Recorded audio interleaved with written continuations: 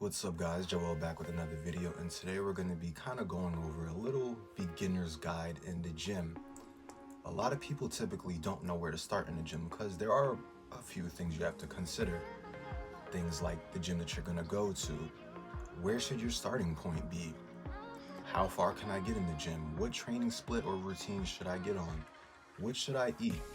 A whole bunch of things that can initially put people off from the gym, but with a little bit of explanation, all of this shit really isn't that bad or scary. So if you are confused on any of these things, or you're just here to learn a thing or two, stay tuned. I'm gonna explain pretty much everything a beginner should do when getting into the gym, from the split, the eating, to prepping their body right before. All of that is going to be covered in this video in a way that a toddler can understand, so stay tuned. Now, first things first, this is something you can do without even having a gym membership. It's prepping your body. And by what I mean by prepping your body is getting your body down to a certain condition to where it's going to be in an optimal state to grow, also optimal for your mental as well. Essentially, what you're going to want to do before getting into the gym, or you could do this with the gym as well, because the gym will only expedite this, but you can get down to 10 to 14% body fat. We all carry body fat. Body fat is the flabs that cover our muscles in definition. Now, most people are naturally above this threshold, which is normal because most people haven't done a cut yet or anything gym related. Now, how do we get down to this 10 to 14% body fat? First off, 10 to 14% body fat for most men is going to look like a pretty good ab definition. Maybe you're getting some arm definition, your shoulders are getting cut, and you may have noticed some slimness around the waist area. Now, how do we get down to this body fat if you're over this threshold is by cutting. Essentially, what cutting does, or what cutting is eating less calories than you burn to lose weight, i.e. fat. These daily calories that I'm talking about are your maintenance calories, often dependent on genetics, age, your metabolic activity, etc. Now, if you don't know your maintenance calories, don't worry, it's very easy to find them. You can either multiply your body weight by 15 in pounds, or you can go to a website called caloriecalculator.net and type in all of your stats like your height, weight, how many times during the week that you plan to work out. And it'll give you a rough estimate of what your maintenance calories are. To lose fat, it is recommended that you eat anywhere from 200 to 500 calories below this. I think 300 is fine. Beginners in the fitness industry, or just fitness in general, probably should shy away from the more aggressive cuts and faster weight loss like 400 to 500. But if you want to, that's fine as well. A little more details on the cut. Now, for a general good rule of thumb as for your macronutrients, around 1 gram of protein per pound of body weight is good in order for you to maintain and even build muscle. So if you're on a cut and you want to maintain and look the best possible at the end of your cut, when trying to get to that 10 to 14% starting point, getting this macronutrient goal of 1 gram per pound of body weight is good. So I'm roughly 190 pounds to 200 pounds. So naturally, I need about 190 to 200 grams of protein in a day to stop the process of muscle breakdown, and i.e. either maintain or gain muscle.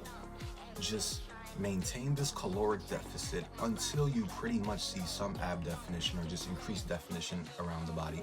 In addition to that, drinking a lot of water, trying to get up to a gallon, which is a very tall task in the start, but over time you can work up to it. But getting a gallon is very beneficial as well. Staying hydrated is very important, as it'll always keep your performance up, especially on a cut where you're likely going to experience a slight loss of energy. Staying hydrated is important. So like I said, try to start at 1 liter, move up to 2, move up to 3, and then try to get to a gallon. But take your time. It's gonna take some time to get used to drinking a lot more water. Once you have this definition, you're ready to move on to step 2, which could also simultaneously be step 1, but now, the next step would be, before you getting in the gym, you kind of want to know what you're going to do when you go in the gym. So it's going to be finding a routine that fits for you. Now, this is going to probably depend the most on how often you can go to the gym. Whether you can go to the gym 4 times a week, 2 times a week, 6 times a week, 3 times a week. There is a split for you. 3 best splits are probably push-pull legs, which can be a 3 or 6 day split. the Arnold split, which can also be a 3 or a 6-day split, and the upper lower split, which can just be a 4-day split. Now, because you're a beginner likely watching this video, I recommend the upper lower split, as you don't need as much volume and intensity as an intermediate or advanced lifter to grow. I.e., pretty much looking at a dumbbell is gonna make you grow a shit ton of muscle. Not literally, but you get my point. You're gonna grow a lot faster, so you can get away with as little as possible. And as you get more experience throughout your lifting, you'll find that the name of the game is get away with as little as possible. That's it.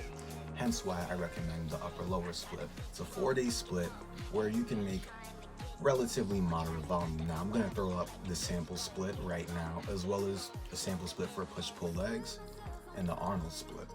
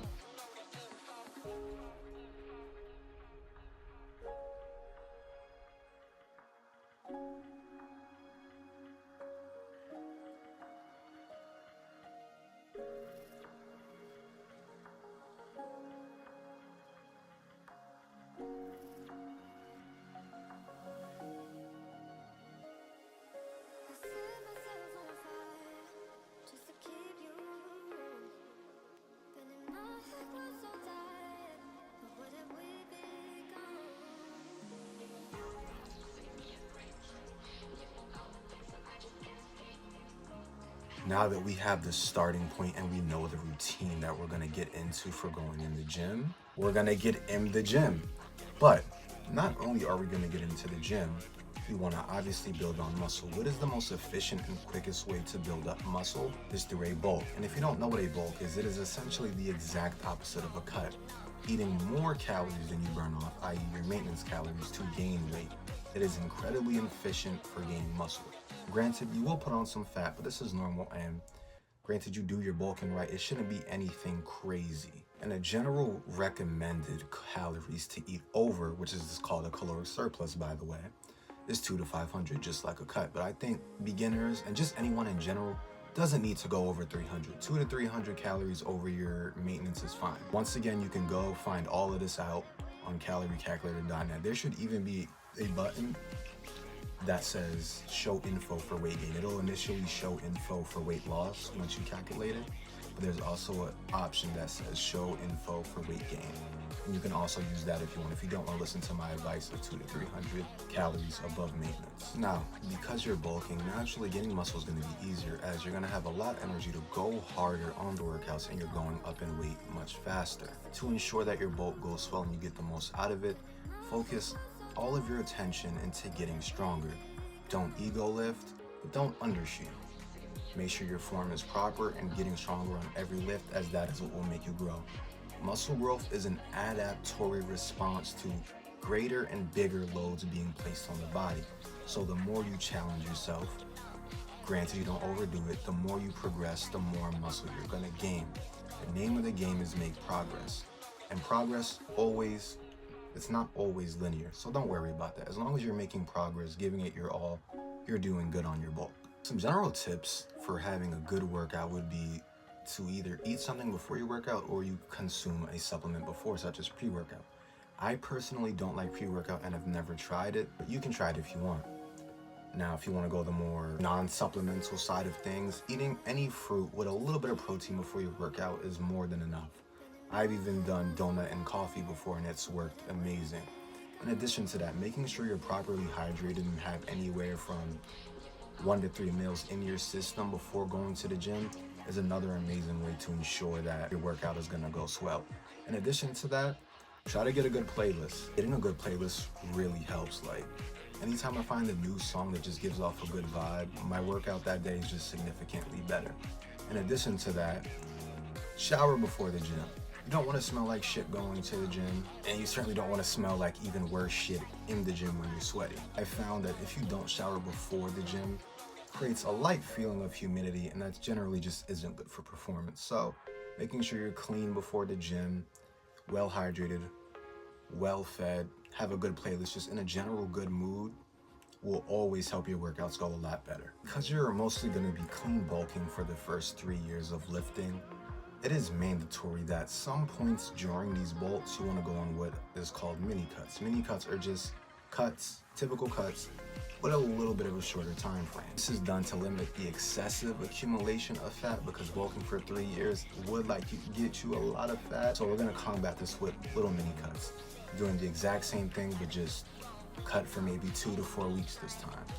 Every couple of months, a mini cut is ideal. Now, towards the end of your beginner arc, about 3 years into lifting, it's time to perform your first actual full cut. This time you're gonna stick it all the way and get down to, I'd say, 12 to 9% body fat for most men. For women, it's likely a 5% higher, but 9 to 12 body fat is essentially pretty good. You're going to be revealing all the work that you've put the last 3 years, all the muscle you've built up, and the exact same principles with the regular cutter here, except this is likely going to take a little bit longer since you're trying to get to a much lower body fat than you are on a mini cut. Most full cuts can take anywhere from 2 to 6 months, granted how slow you want to take it. If you want to preserve as much muscle as possible, because on the cut you're naturally going to lose a little bit of weight, do perform a slower cut, specifically a 200 caloric deficit. And there you have it. This is essentially going to cover what to do as a beginner and your beginner arc in lifting. Now, everything is not just physical in the gym. There are the other mental aspects that I must mention to you right now. 1, everybody's results in the gym is not going to be the same. We all have different genetics makeups. We're all likely going to be on different routines, and we're all going to make different progress.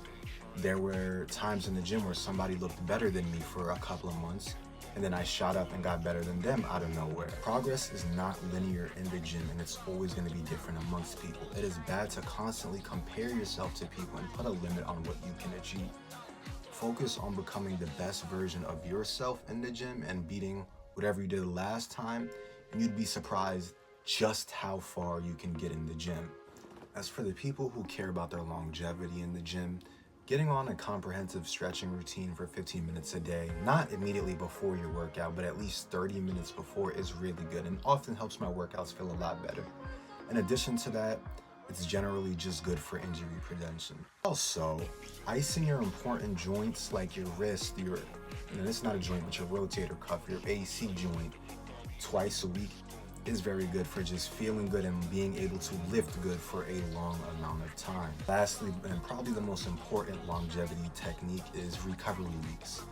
It is very common and normal for your body to need a break. A lot of the times you will plateau, you may even recess in progress. This is fine. The most common combatants to this is just to take a recovery week. Let your body relax. Sometimes our central nervous system just gets fried and needs a break. 9 times out of 10, when I do get fried or plateau and then I take a recovery week, I often come back stronger. It's weird how that works. Sometimes we just have to give our body times to recover.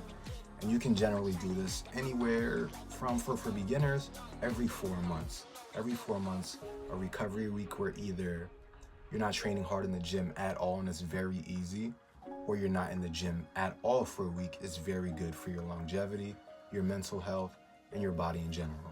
There you have it, guys, a relatively simple beginner's guide for what to do for your first 3 years. Let me know if you enjoyed the video. Let me know if there's anything you would add and what other videos you'd want to see next. Thank you guys for watching.